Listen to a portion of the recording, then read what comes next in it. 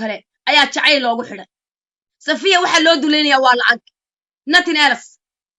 markii horena wax la 2,000 kan bishii buu bixin jirtay 3 sano $2,000 bixin jirtay balaas inay ka rartay qaahira balaas inay noloshiisa dhisto guri kireyso gaari u iibiso wax kasta u qabatay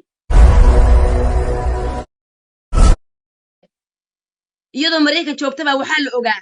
nin wiilka Hargeysa jooga inuu soo wax qofka wacay inuu arko qofka soo message gareeyay inuu arko buu awood u yeeshay safiya waxa lagu sameeyay in wax kasto ay haysato la ogaado oo telefoonkaaga halka laga daawado not only TV iyo waxa telefoonka caadiga haysato noloshaada caadiga shaqo hadaa tagayso wax kasta hadaa tagayso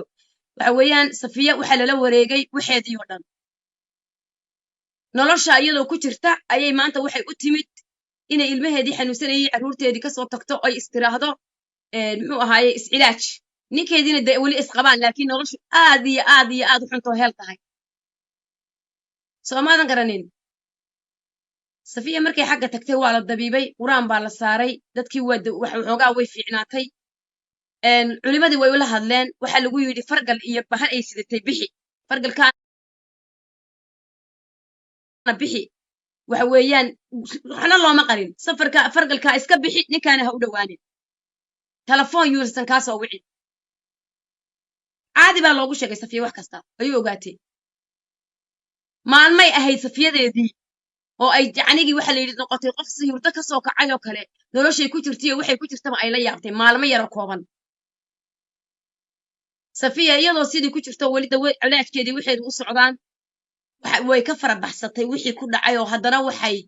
gacanta ku dhigay wiilkii awalba gacanta ku hayay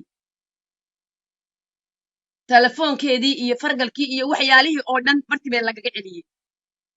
safiya waxa la saaray xitaa waardiye inta la saaray baa la yiri social media inay gelin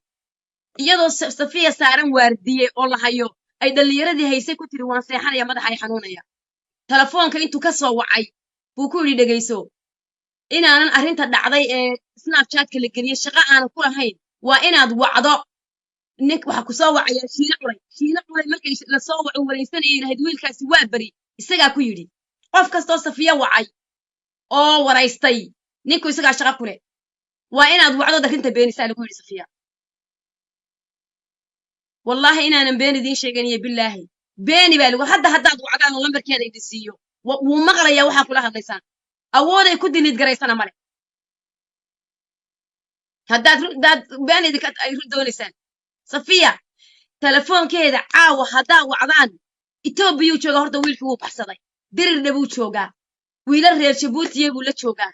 waana la qaban lahaa maanta safiya dadka iyada ka hortaagan safiya hadda waxa weeye bilkoos waxba laga hayaabaa lagu yiri safiya noloshaada wajaale maalintu ka talaabay wuxuu yiri wajaale maalintu ka talaabay wuxuu waan ka baxay xuduudda Soomaaliland waxaanan ku sheegayaa noloshaada inaanan geerina ka dhigayn nolol la aanan ka dhigin waligaan anigu aan kuleeyahay waxaad samay kartaana ayna jirin waa falsafiyo loogu hanjabay xuduudda Soomaaliland waan ka baxay dirirna joogaa Cabdi Ciise dirirna buu fadhiyaa safiya cid walba oo wax qaban lahayd iyada ka hortaagan hadday dadkoodu hadli lahaayeen ama asxaabteedu hadli lahayd oo waxa jira sheegi lahayd iyada odhanaysa anaa ku beeninayo soo fadhiisanaya way telefoonka inta lagala hadlo buu odhanaya wallahi waan soo dhigaya hadduu qof hadlo anigu caawa arinta aan qarxinayo de isagu hadduu xiniyo leeyahay soo dhigo anaa qarxinayo caawa la taagani safiya horta waxay ku jirtaa waa noloshaas dadka wareysanaya safiya waa waxa weeyaan isaga ka dambeeya in iyadu cid wacato oo la wareysto u sheeg naya haddii kale wallahi billahi tallahi waxa dhacawaadaki qofka waa inaad ku tiraahdaa ninkaasi wax alaala waxa uu shaqo ku leeyahay dambiilii ma jirto horta safiya say ninka u difaacaysa waa saa wallahi inaanan been idin sheegin waxa weeyaan marka isagii wax walba wuu la socdaa dadkiisina wuu u sheekaynaya gabdhihii way xanaaqeen hablihii isaga la qabiilka ahaa maanta isaga inankaas ciida gale way xanaaqeen gabadhii damiir kasta way xanaaqday facebookiisa eega wax walba wuu daawadaa dadkana ma aqbalo laakiin safiya hostage baa lagu haystaa safiya waxa lagu yiri hadda ugu dambeyntii finally $20,000 haddaad bixiso kilibka waan tuuraya kilib baan ka hayaay $20,000 iga siiso haddii kale publican soo dhigaya safiya waxay u leedahay any minute nolosheedu way dhici kartaa inay destroy noqoto telefoon baa dhegta loogu hayaa safiya telefoon baa dhegta loogu hayaa waana lala soo hadlaya waxaa laleeyahay arkee somalilandna wuu ka baxay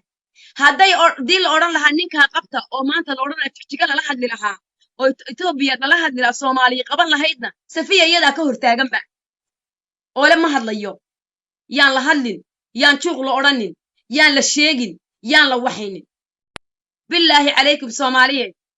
maanta ninka xalaasha gabadha ku guursaday ee reerkeedii ka doonay ee adeeradeedii iyo aabayaasha walaalaheed ka doonay ee sharafta ku guursaday ee ay ku tabacday ee ay wadaagteen inay tidhi haddaad mid la dhaafdhaafayo ka dhigatid xiriir ka dhigtid midun baa kugu qabsanaysa ay leedahay safiya mar buu unsigeeda iyo cadarkeedu baxayay safiya waxay gacanta u gashay wiilaan diin iyo dhaqantoona ilaalinayn bay u gashay dadkan maanta dhambaalka u dilayeyna dee telefoon inay kula hadalna mooyaane baxsayba horta ninkaasi maalintuu xadka ka baxay wajaale buu badheedhay wajaale markuu ka baxay xadkiisa ayuu horta badheedhay markii hore dhan wuu isnabayay safiya usoo tuura haddii inay nagu xisaabtanto oo wax ku dhici karaa jirin safiya usoo tuuraya inay sharafteedii iyo gabadhnimadeedii hagogan tahay safiya usoo tuuraya inay tahay hooyo soomaaliyeed